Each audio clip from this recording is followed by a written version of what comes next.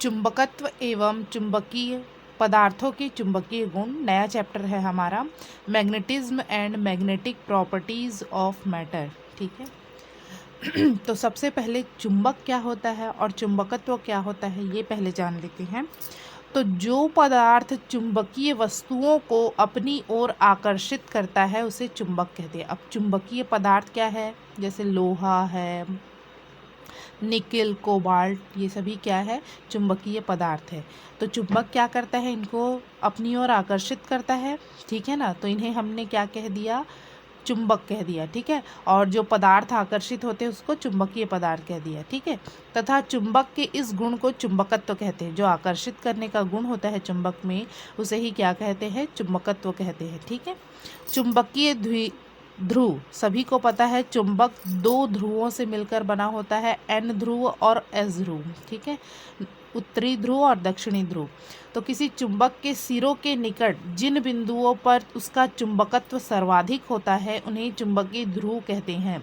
ठीक है, चुंबक के जो सिरे होते हैं एन और एस, ठीक है, यहाँ पर चुंबकत्व का गुण सर्वाधिक होता है।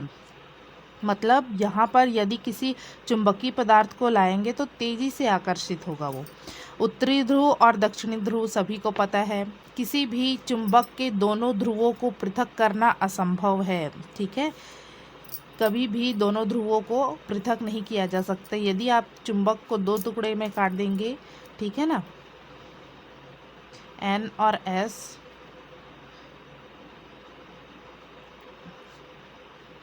इस चुंबक को मैंने क्या कर दिया, बीच से काट दिया। ठीक है, तो ये जो पार्ट मिलेगा ये पुनः जो है एन और एस, ये वाला पार्ट एस की भांति व्यवहार करेगा और ये जो पोर्शन है एन की भांति व्यवहार करेगा। मतलब इनके ध्रुवों को कभी अलग नहीं किया जा सकता है। ठीक है ना। चुंबक के प्रकार, तो चुंबक दो प्रकार के होते हैं, प्राकृतिक चुंबक और कृत्रिम चुंबक। प्राकृतिक चुंबक, नेचुरल मैग्नेट, प्रकृति से प्राप्त चुंबक को प्राकृतिक चुंबक कहते हैं। बेडौल तथा कम शक्तिशाली होते हैं ये। कृत्रिम, मानव द्वारा निर्मित चुंबक को क्या कहते हैं, कृत्रिम चुंबक कहते हैं। इन्हें इच्छित आकार तथा शक्तिशाली होते हैं। इन्हें इच्छित आकार कैसे भी बनाया जा सकता है और ये शक्तिशाली होते हैं। कृत्रिम चुंबक को पुनः दो भागों में बांटा गया है, अस्थायी चुंबक और स्थायी चुंबक। अस्थायी चुंबक क्या होता है, टेम्पररी मैग्नेट। जिस चुंबक का चुंबकत्व स्थायी नहीं होता उसे अस्थायी चुंबक कहते हैं। ये मुलायम लोहे से बनाए जाते हैं। ठीक है ना। चुंबकत्व का गुण जो है उनमें स्थायी नहीं होता। स्थायी चुंबक किसे कहेंगे, परमानेंट मैग्नेट। जिस चुंबक का चुंबकत्व स्थायी होता है उसे स्थायी चुंबक कहते हैं। स्टील, कोबाल्ट, निकिल आदि से जो बनाए जाते हैं, इसको किससे बनाया जाता है, मुलायम लोहे से। इसको स्टील, निकिल, कोबाल्ट आदि से बनाया जाता है। चुंबक के गुण सभी जानते हैं, सभी। ठीक है ना, 8th क्लास में पढ़े हम लोगों ने। चुंबकीय पदार्थों को आकर्षित करता है चुंबक। स्वतंत्रता पूर्वक लटकाने पर सदैव उत्तर दक्षिण दिशा में ठहरता है। सजातीय ध्रुवों में क्या होगा जी, प्रतिकर्षण होता है। एन ध्रुव के पास एन ध्रुव लेके आएंगे तो क्या होगा, प्रतिकर्षित करेगा। एस ध्रुव के पास एस ध्रुव लाएंगे तो प्रतिकर्षित करेगा। विजातीय ध्रुवों में मतलब एन के पास एस लाएंगे तो वो दोनों को क्या करेंगे, आकर्षित करेंगे। दोनों ध्रुवों को अलग अलग करना असंभव है। गर्म करने पर, पीटने पर, पटकने पर, घिसने पर चुंबकत्व नष्ट हो जाता है। ठीक है, तो ये प्रॉपर्टीज़ है कुछ चुंबक के। अब देखते हैं चुंबकीय प्रेरण। विद्युत प्रेरण आप लोगों ने पढ़ा है, विद्युत प्रेरण। ठीक है ना, कोई धन आवेश है, उसके समीप कोई अन्य चालक पदार्थ लाते हैं, ठीक है, तो उसके समीप वाले सिरे पर ऋण आवेश तथा दूर वाले सिरे पर धनावेश प्रेरित हो जाता है। इस घटना को क्या कहते हैं, विद्युत प्रेरण कहते हैं। वैसा ही चुंबकीय प्रेरण भी है।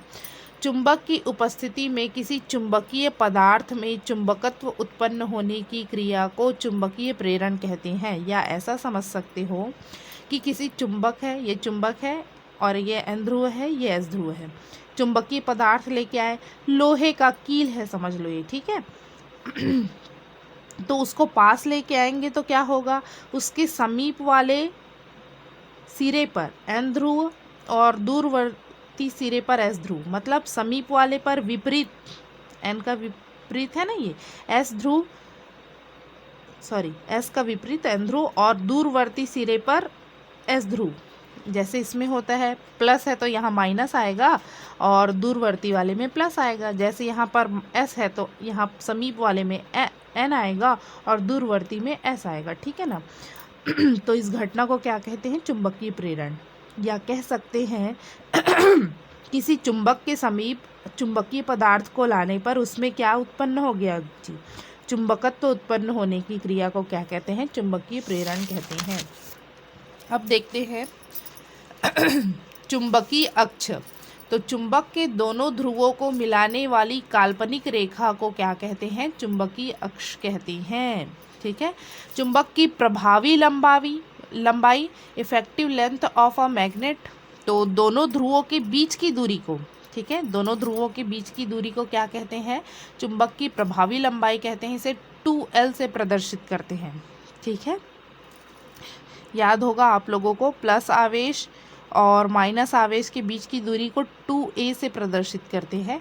ये गणना की दृष्टि से आगे हमको सरलता प्रदान करता है, इसलिए इसको 2L लेते हैं, ठीक है ना। इसकी प्रभावी लंबाई क्या होती है? तो ये होती है 5/6 गुना ज्यामितीय लंबाई के। ध्यान दीजिए यहाँ एस ध्रुव और एन ध्रुव इस पूरे चुंबक से थोड़ा सा पहले है, तो ज्यामितीय लंबाई कहाँ से कहाँ तक होगी? इस सिरे से इस सिरे तक, ठीक है ना।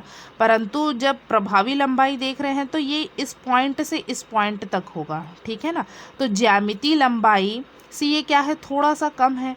तो प्रभावी लंबाई क्या होता है? ज्यामितीय लंबाई का 5/6 गुना होता है, ठीक है। चुंबकीय यामुत्तर,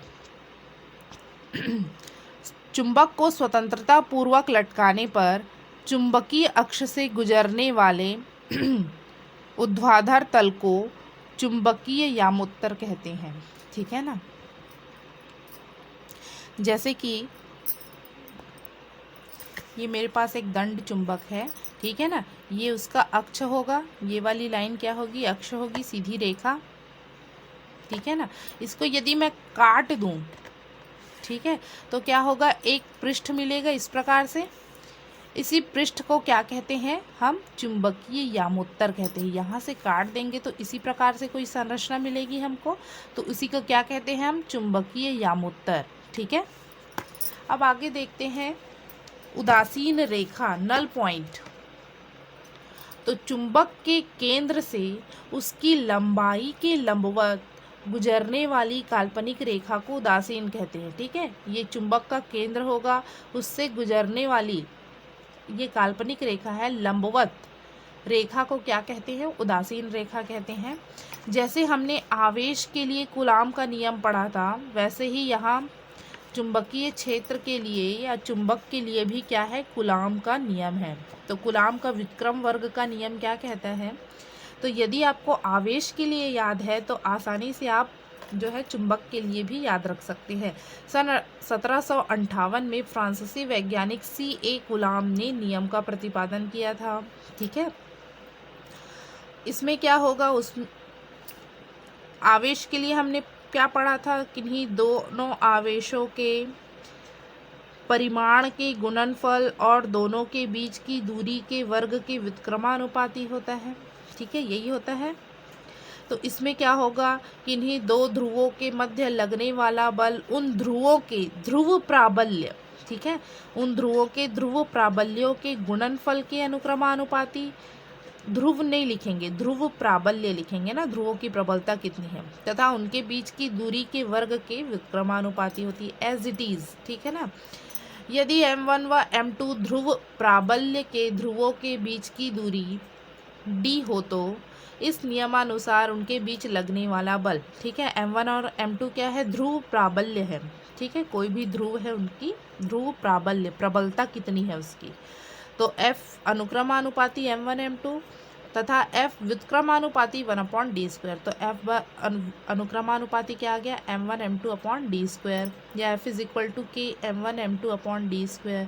अनुक्रमानुपाती हटाएंगे तो एक नियतांक लग गया, ठीक है ना। CGS पद्धति में k का जो मान होता है वो 1 होता है, ठीक है ना। तो F इज इक्वल टू क्या आ गया, m1 m2 upon d square. और CGS पद्धति में बल का मात्रक क्या होता है, डाइन, तो डाइन लिख दिए। SI पद्धति में देखते हैं तो K इज इक्वल टू होता है μ0 अपॉन 4 ठीक है। तो F is equal to μ0 upon 4 m1 m2 upon d square newton, बल का मात्रक होता है न्यूटन। μ0 हम जानते हैं सभी, पहले भी हम बायो-सेवर्ट्स के नियम में देख चुके हैं, 4 इंटू 10⁻⁻7 हेनरी पर मीटर। तो F इज इक्वल टू 10⁻⁻7 आ गया m1 m2 upon d square. μ0 की जगह मैंने क्या रखा, 4 इंटू 10⁻⁻7, 4 से 4 कैंसिल हो जाएगा, 10⁻⁻7 बचा, ठीक है। तो इसे क्या कहेंगे, m1 m2 upon d square Newton, ठीक है। SI पद्धति में बल का मात्रक क्या होता है जी, न्यूटन। अब देखते हैं चुंबकीय क्षेत्र की तीव्रता, इंटेंसिटी ऑफ मैग्नेटिक फील्ड।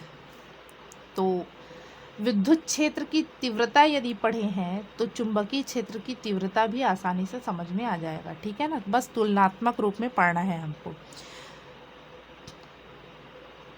चुंबक के चारों ओर का वह क्षेत्र जहां तक उसका प्रभाव रहता है चुंबकीय क्षेत्र कहलाता है। आवेश के लिए क्या पढ़े थे, आवेश के चारों ओर का वह क्षेत्र जहां तक उसका प्रभाव रहता है विद्युत क्षेत्र कहलाता है। इसमें क्या होगा, चुंबक के चारों ओर का वह क्षेत्र जहां तक उसका प्रभाव रहता है चुंबकीय क्षेत्र कहलाता है।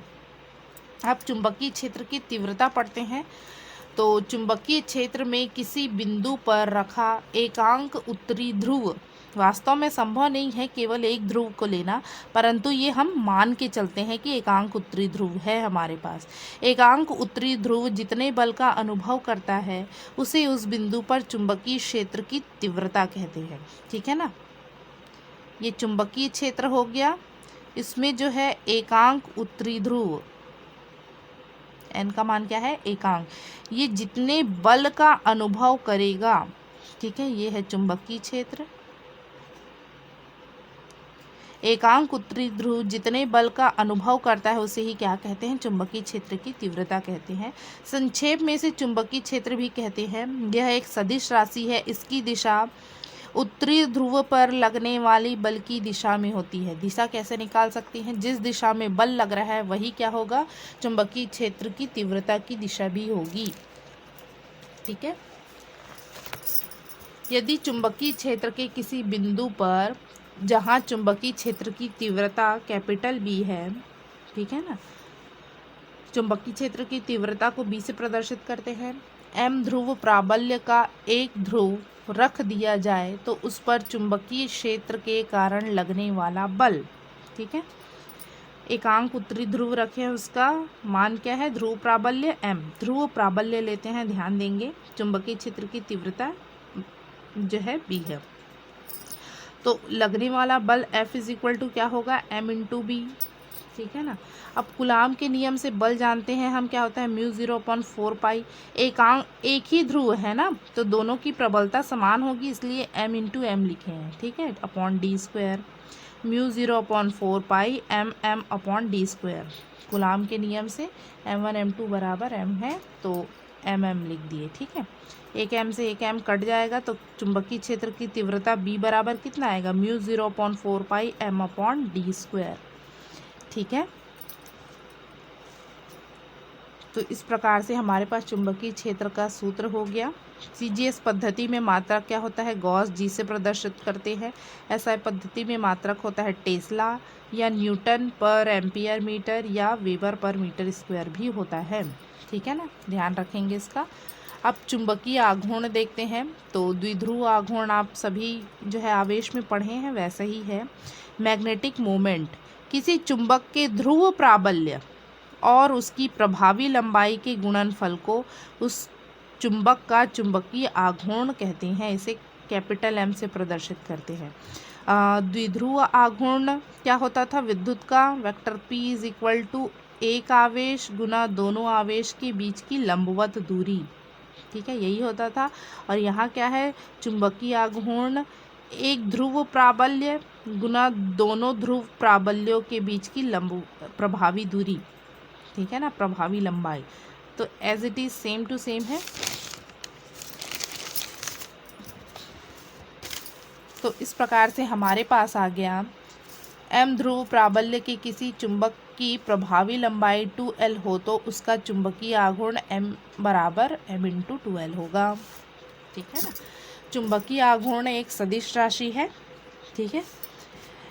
इसकी दिशा दक्षिणी ध्रुव से उत्तरी ध्रुव की ओर होती है। कहाँ से कहाँ होती है? दक्षिणी ध्रुव से उत्तरी ध्रुव की ओर, याद रखेंगे। चुंबकीय अक्ष के अनुदिश होती है। ठीक है, चुंबकीय अक्ष के अनुदिश होती है। एम, जैसे मेरे पास एक चुंबक है एन और एस। ठीक है, तो यदि चुंबकीय आघूर्ण की दिशा पूछा जाए तो इसका अक्ष मैंने इस प्रकार से बना दिया, चुंबकीय अक्ष, और इसकी दिशा दक्षिणी ध्रुव से, इस ध्रुव से इस ध्रुव की ओर चुंबकीय अक्ष में होती है। तो एम की दिशा इस ओर होगी, दक्षिणी ध्रुव से उत्तरी ध्रुव की ओर। ठीक है, तो इस प्रकार से इसको सदिश रूप में लिखना चाहे तो वेक्टर m बराबर m × वेक्टर 2l। ठीक है, अब देखते हैं चुंबकीय द्विध्रुव और द्विध्रुव आघूर्ण। ठीक है, तो वे सभी रचनाएं जिनको बाह्य चुंबकीय क्षेत्र में रखने पर उनमें चुंबकीय क्षेत्र की दिशा में घूमने या संरेखित होने की प्रवृत्ति होती है, चुंबकीय द्विध्रुव कहलाते हैं। ठीक है ना, ये कोई चुंबक है, मान लो उसको मैंने, ये चुंबकीय क्षेत्र है। ठीक है, अब चुंबक को मैंने ऐसे रख दिया, ये हो गया n सिरा, ये हो गया s सिरा। ठीक है, ये n है, ये s है। तो ये क्या करेगा? इस चुंबकीय क्षेत्र के समांतर आने का प्रयास करेगा। ठीक है, मतलब ये इस प्रकार से रहना चाहेगा, s इधर, n इधर, ये s, ये n। ठीक है, n वाला जो है s की ओर आकर्षित होगा और s वाला जो है n की ओर आकर्षित होगा और n वाला s की ओर आकर्षित होगा। मतलब ये घूम के इस प्रकार से चुंबकीय क्षेत्र के समांतर आने का प्रयास करेगा। ठीक है ना, तो इस प्रकार की कोई भी संरचना है जो इस प्रकार व्यवहार करती है कि चुंबकीय क्षेत्र में रखे जाने पर चुंबकीय क्षेत्र के समांतर आने का प्रयास करती है या उसकी दिशा में संरेखित होने का प्रयास करती है, तो उसे क्या कहते हैं? हम चुंबकीय द्विध्रुव कहते हैं। ठीक है ना। धारावाही लूप, एक लूप जो है धारावाही, वो भी जो है चुंबकीय क्षेत्र का व्यवहार करती है, चुंबकीय द्विध्रुव की तरह ना। ठीक है, कुंडली है। ठीक है, कुंडली हम लोगों ने सभी देखा है, इस प्रकार से लूप होता है। परिनालिका, ठीक है, वो भी जो है चुंबकीय द्विध्रुव है। एक दंड चुंबक, वो भी चुंबकीय द्विध्रुव है। चुंबकीय सुई आदि को चुंबकीय द्विध्रुव भी कहते हैं, क्योंकि ये सभी जो है चुंबकीय क्षेत्र में रखे जाने पर चुंबकीय क्षेत्र की दिशा में संरेखित होने का प्रयास करती है। ठीक है,